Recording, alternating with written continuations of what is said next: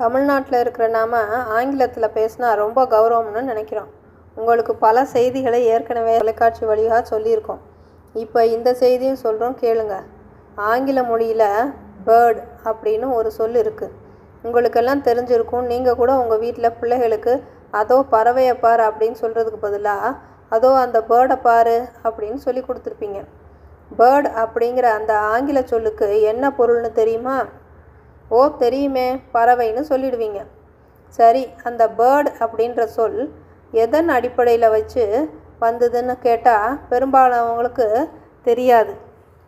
பொதுவாக நம்ம எல்லாரும் அள்ளி அள்ளி கொடுப்போம் அல்லது கடனாக கொடுப்போம். ஆனால் அப்புறம் அதை நாம தான் கொடுத்தோன்றதை மறந்துடுவோம்.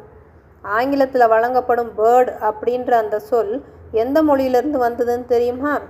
சில பேர் சொல்லுவாங்க பேர்டு என்கிறது கிரேக்கத்திலிருந்து ஆங்கிலத்துக்கு வந்தது அப்படின்னு. சரி, அந்த கிரேக்க மொழி கற்றவர்களிடம் கேளுங்க. ஆங்கில பேர்டு என்ற வார்த்தை கிரேக்கத்திலிருந்து கடன் கொடுத்தீர்களே, இந்த கிரேக்க சொல்லின் அடிப்படை என்ன என்று கேளுங்கள். கிரேக்கத்தின் எந்த சொல்லிலிருந்து பேர்டு அப்படிங்கிற சொல் வந்துச்சுன்னு கேட்டு பாருங்க. கண்டிப்பாக பதில் இருக்காது.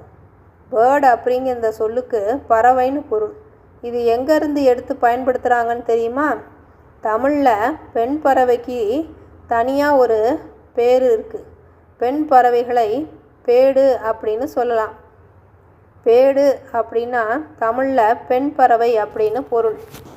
இந்த பாட்டை கேட்டிருக்கீங்களா?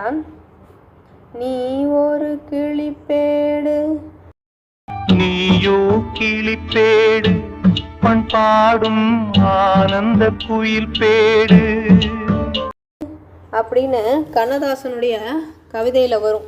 இந்த பேடு அப்படிங்கிற சொல் தான் ஆங்கிலத்தில் பேர்டு அப்படின்ற சொல்லாக்க அடிப்படையாக அமைஞ்சிருக்கு. நீங்கள் கடன் கொடுத்துட்டு நீங்களே மறந்து போன பல்லாயிரம் தமிழ் சொற்களில் பேர்டு அப்படிங்கிறதும் ஒன்று.